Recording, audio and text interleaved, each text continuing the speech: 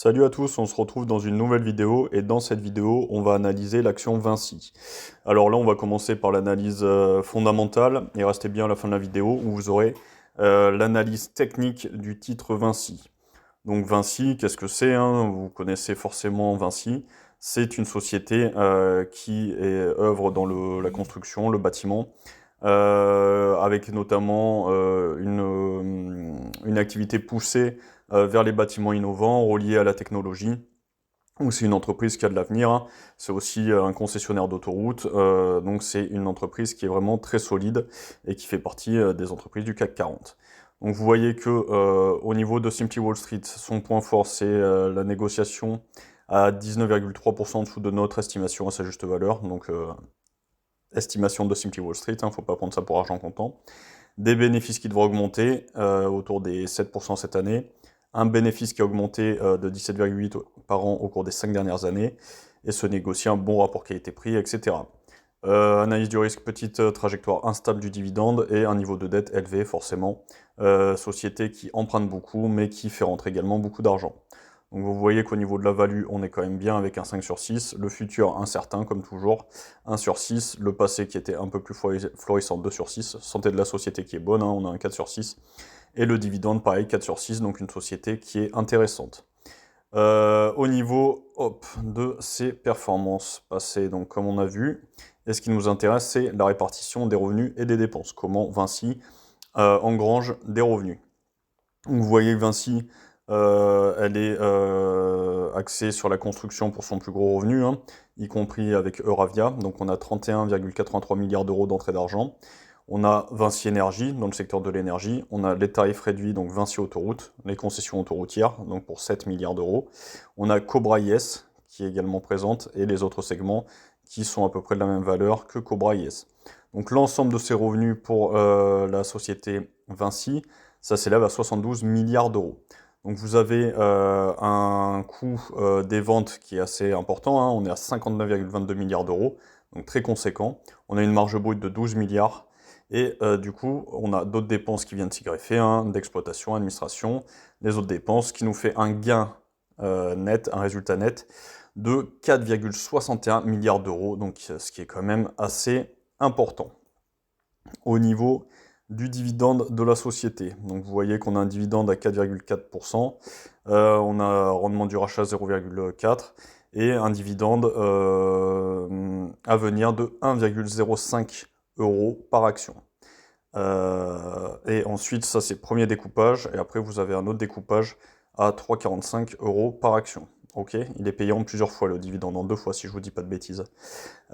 Stabilité et croissance, donc vous voyez qu'au niveau des prévisions des analystes, on est un peu en concordance avec le paiement de ce dividende entre les analystes et les prévisions.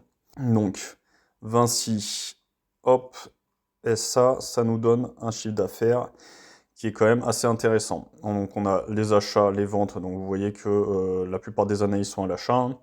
On a un taux de reversement du dividende 55,82 qui est très correct, hein. Ça veut dire que l'entreprise verse, voilà, donc vous voyez, la combinaison des deux dividendes, ça nous fait 5,55 euros en moyenne. Donc je disais la combinaison ratio-distribution, ça nous fait une conservation des bénéfices autour des 44 et une distribution aux actionnaires de 55, ce qui est totalement cohérent du point de vue de la société.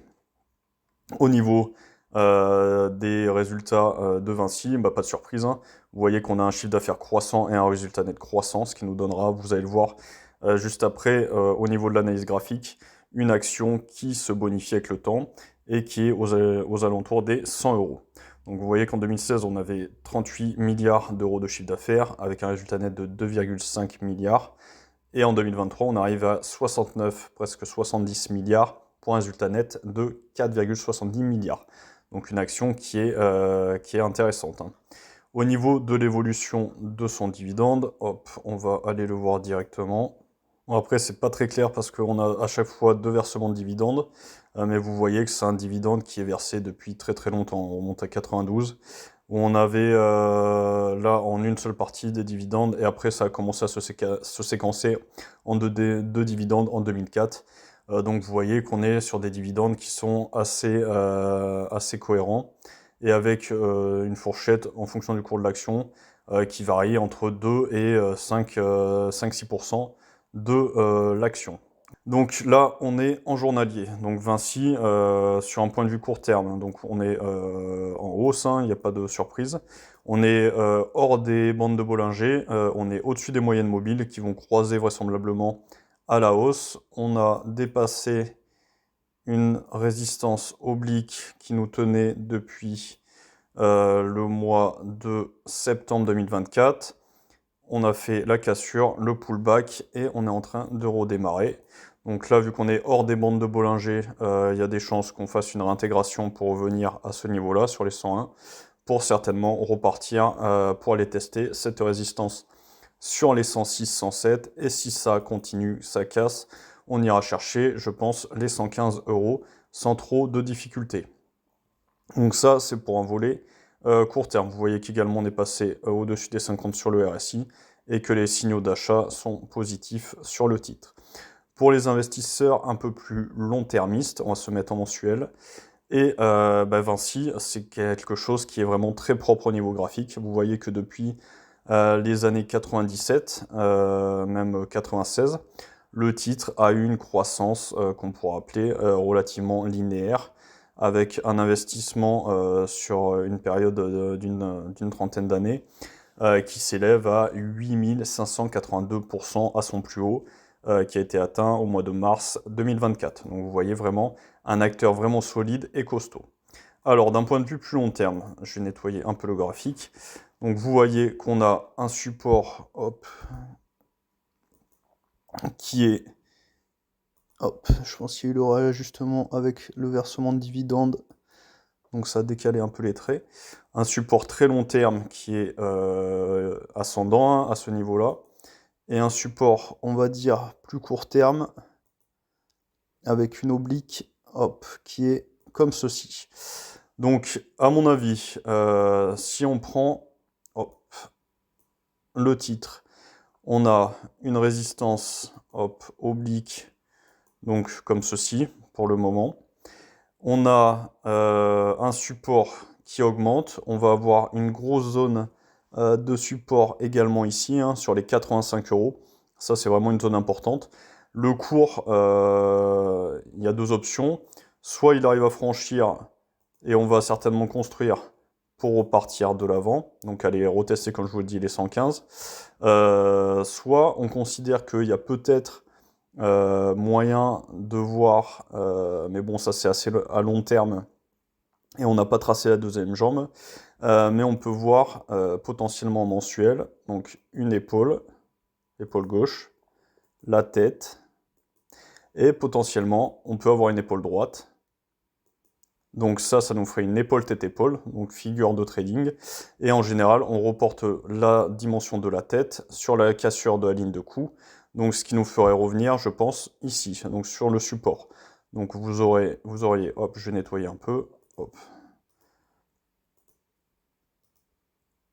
Tac, donc cette figure qui n'est toujours pas validée, hein, ça prendra plusieurs mois, hein. On est même une année, on sera en fin décembre 2025, donc vous avez le temps de voir venir. Mais c'est une possibilité de travail, avec la ligne de coup qui se situera ici, hein, pile sur le 97,3. Donc sur le support, vous avez cette ligne de coup. Je vous ai dit qu'on reportait la distance, hop, au niveau de du haut de la tête. On va essayer d'avoir quelque chose d'à peu près droit ici. Donc si vous le déplacez ici, on va dupliquer. Et la ligne de coup, elle serait hop ici. Donc ce qui nous donnerait une cassure. Donc où le titre viendrait casser si ça se valide un peu plus par là. Et ça nous donnerait une zone hop intéressante ici.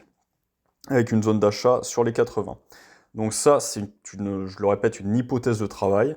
La figure n'est pas faite encore, donc c'est possible que ça ne se produise jamais, hein, tout à fait, ça c'est entièrement possible.